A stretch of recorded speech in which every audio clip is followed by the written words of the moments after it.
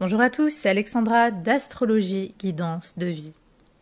Alors je vous retrouve aujourd'hui pour parler d'un nouvel aspect, d'un nouveau contact entre deux planètes en synastrie, en astrologie relationnelle, et je vais évoquer dans cette vidéo le contact entre la planète Mercure d'une personne et la planète Vénus d'une autre personne.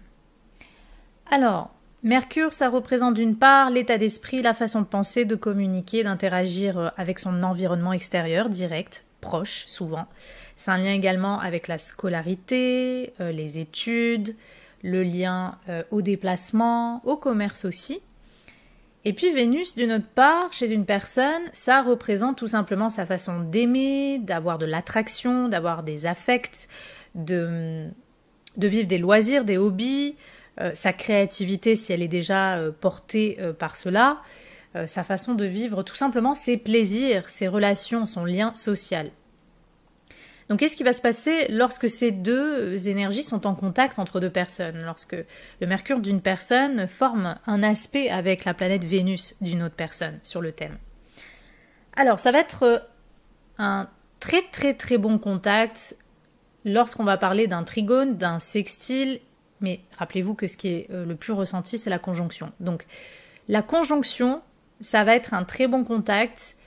Le trigone aussi ensuite, et le sextile. Bien que le trigone, c'est une aisance naturelle, le sextile, ça passe, mais c'est pas forcément hyper ressenti. En tout cas, c'est un très bon aspect à avoir en conjonction parce que généralement, les affinités, les goûts, les affects de l'une personne correspond à la façon de penser, à, on va dire, la vie quotidienne de l'autre. Il y a une aisance, il y a une envie peut-être ensemble d'être très créatif, il y a une envie ensemble d'être, je sais pas, d'être très festif, de nourrir. On a d'une certaine façon le même lien social, parce qu'autant Mercure que Vénus, même si c'est chacun un petit peu à leur façon, il y a des nuances, mais chacun a un lien avec le social. Donc, on est amené à sociabiliser ensemble, on est amené à se faire des amis ensemble, à être dans des groupes, on va, je sais pas, on va ensemble en boîte, en pub, on va ensemble on fait des sorties, on fait des activités, on fait la fête, on a les mêmes goûts musicaux peut-être, on partage des bons moments, on partage des plaisirs, donc c'est un très bon contact à avoir dans tout type de relation. Là, je parle surtout de la conjonction. Et le trigone et le sextile aussi, ça peut passer, mais comme je l'ai dit, c'est pas hyper ressenti non plus. Là, ça va surtout être la conjonction. Donc, c'est un très bon contact pour ça. Parce que même si on est entre membres de famille, on s'entend bien en fait, on a les mêmes goûts, on arrive à se comprendre et à trouver du plaisir à partager du temps ensemble. L'un peut aimer la façon qu'a l'autre de communiquer, ou sa façon de penser. Et l'autre, son état d'esprit peut être très impacté par les goûts musicaux, la nature créative ou les loisirs de l'autre personne. Donc en fait, il y a vraiment une aisance, il y a une affinité et normalement, on passe de bons moments. Donc forcément, dans tout type de relation, on a envie de passer des bons moments avec l'autre, hein, évidemment. Donc c'est un très bon contact à avoir, surtout en conjonction, aussi en trigone et en sextile pour une relation amicale, amoureuse, familiale, peu importe, ça peut amener de la paix aussi. Il faut se rappeler que Vénus, c'est une planète pacifiste. Et si vous voulez, lorsqu'elle est sur le Mercure d'une autre personne, ça peut aussi inspirer l'autre personne à communiquer avec plus de calme, de paix. Ça peut inspirer la personne aussi sur le plan créatif. Puis il y a un côté muse peut-être aussi parfois entre deux personnes lorsque ce contact est impliqué. Donc vraiment, c'est un contact super à avoir que je conseille à tous. Maintenant, je vais quand même mettre un petit bémol, toujours sur la conjonction, et je vais vous donner un exemple. Vénus, comme je l'ai dit, chez une personne, ça représente ce qu'elle aime. Ça représente aussi son désir d'établir une relation. Et Vénus, le genre de relation qu'elle veut établir, c'est plutôt une relation normalement qui tend à pointer vers l'affect, donc tout ce qui est affectif, tout ce qui peut être sexuel aussi, tout ce qui peut être amoureux, de l'ordre un peu de la passion. Vénus, c'est de cette façon qu'elle veut interagir avec l'autre, c'est de cette façon qu'elle veut se lier avec l'autre. Alors qu'une personne l'autre en face, son Mercure, Mercure, c'est plutôt l'amitié. C'est très mental, c'est je te vois comme un frère, une sœur, je te vois comme un ami, une amie, on passe des bons moments ensemble, et voilà. Vous voyez, je vous ai dit, il y a des petites nuances. On n'est pas du tout sur le même schéma. Donc le risque qu'il peut y avoir peut-être dans certains cas, lorsqu'il y a une conjonction entre Mercure et Vénus, c'est que peut-être Vénus pourrait aimer la personne et désirer une relation plutôt affective, intime et voilà, amoureuse peut-être, avec la personne Mercure, alors que la personne Mercure va plutôt peut-être tendre ou espérer une relation amicale avec la personne Vénus. Ça, c'est le petit risque qui pourrait parfois se passer, enfin qui peut se montrer en fait dans ce genre de relation. C'est pas une obligation parce que de toute façon, normalement, Vénus va plutôt aimer la façon de penser ou de communiquer de l'autre, donc c'est pas forcément qu'elle va tomber amoureuse juste parce que son Mercure est dessus. Donc normalement, c'est pas une obligation, mais ça peut être le cas dans... ça peut se manifester aussi comme ça dans certains cas. Donc évidemment, comme on dit, le risque dans ce genre d'expérience, c'est que l'un pourrait, entre guillemets, friendzoner l'autre. Voilà, il y a un peu ce genre de choses, de schéma qui peut se passer. Donc c'est peut-être le seul petit bémol que je pourrais trouver à la conjonction Vénus-Mercure. Mais généralement, ça reste quand même un très bon contact à avoir. Évidemment, rappelez-vous de considérer toujours les thèmes individuels. Si on a déjà la Vénus de quelqu'un qui est conjointe à Mars ou à Pluton, au carré Mars ou carré Pluton, c'est sûr que l'interaction entre les deux personnes va être beaucoup plus dynamique, ou même parfois toxique.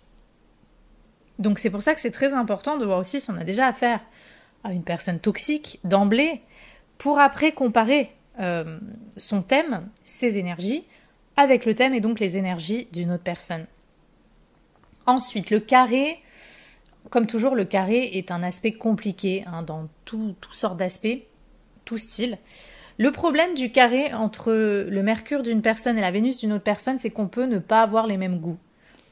La façon qu'a une personne de vivre ses loisirs, ses hobbies, de vivre ses plaisirs, la personne Mercure en face ne comprend pas. Ou n'aime pas. Elle peut même critiquer. La personne Vénus peut se sentir critiquée par la personne Mercure dans le cadre d'un carré. Elle pourrait aussi, parce que je rappelle aussi que Vénus, ça représente tout ce qui est beauté, charme. La personne Vénus pourrait aussi se sentir critiquée, peut-être sur son look, sur sa beauté, sur sa façon de, je sais pas, de s'habiller, de se comporter en société. Parce que vous savez, Vénus aussi, parfois, c'est un peu les convenances.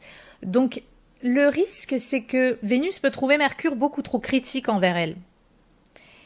Et Mercure pourrait trouver Vénus trop superficielle pour lui. Ou que il aime pas. Mercure, quand il aime pas, il est comme ça, il critique. C'est sa première fonction. J'aime pas, je critique. Voilà. Et puis je pense avoir raison. Parce que forcément, depuis l'état d'esprit de chacun, tout le monde a raison. Donc ça, c'est le problème. On ne comprend pas l'autre. On ne comprend pas ses goûts. On ne comprend pas sa façon d'entrer en relation. Ou ça nous rassure pas notre état d'esprit, ça nous plaît pas et donc on va critiquer, on va pas être en phase.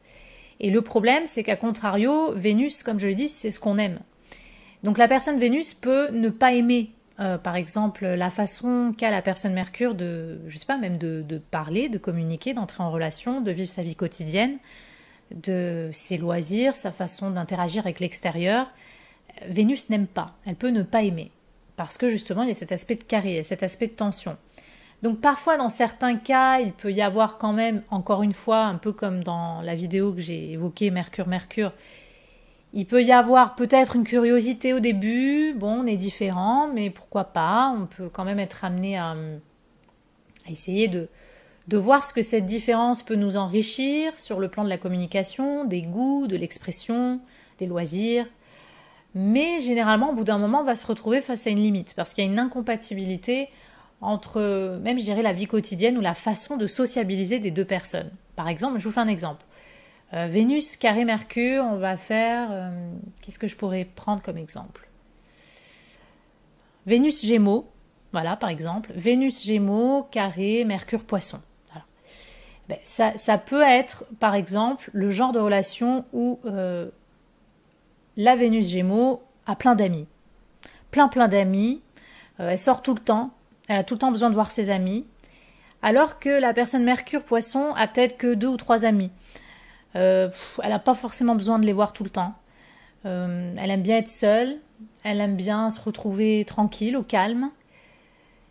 Et donc, vous allez imaginer que entre ces deux personnes, oui, on peut se vouloir tout le bien du monde, mais on va pas avoir les mêmes sorties, on va pas avoir le même besoin de sociabiliser. L'autre peut reprocher, oh là là, tu sors pas assez, tu vois personne, t'as pas d'amis. Et l'autre, oui, mais toi, t'es tout le temps entouré, tu sais pas t'arrêter. Vous voyez, ça peut être ce genre de schéma, en fait, qui se montre avec le carré. Donc, encore une fois, c'est pas impossible de vivre une relation avec des carrés, mais les carrés, il faut savoir que c'est souvent des tensions et des incompatibilités entre deux personnes qui vont se faire sentir. Et plus la relation va avancer dans le temps, plus ça va se faire sentir. Donc, il faut vraiment qu'il y ait, on va dire, d'autres choses qui aident un petit peu sur le thème pour qu'il y ait aussi d'autres points d'accroche. En plus, Mercure-Vénus, ça peut être aussi, vous savez, ce genre de relation superficielle. On est amis comme ça par devant, on se sourit pour les convenances, et puis après par derrière, oh mais l'autre, t'as vu comme elle s'est habillée, oh mais l'autre, t'as vu... Vous savez, ce genre de relation superficielle, on part derrière le dos de l'autre, alors que par devant, en fait, on se fait des sourires. Ça peut aussi donner ce genre de... ça peut donner ce genre d'expérience également. Donc le carré, encore une fois, c'est pas top. Ça peut avoir quelque chose de...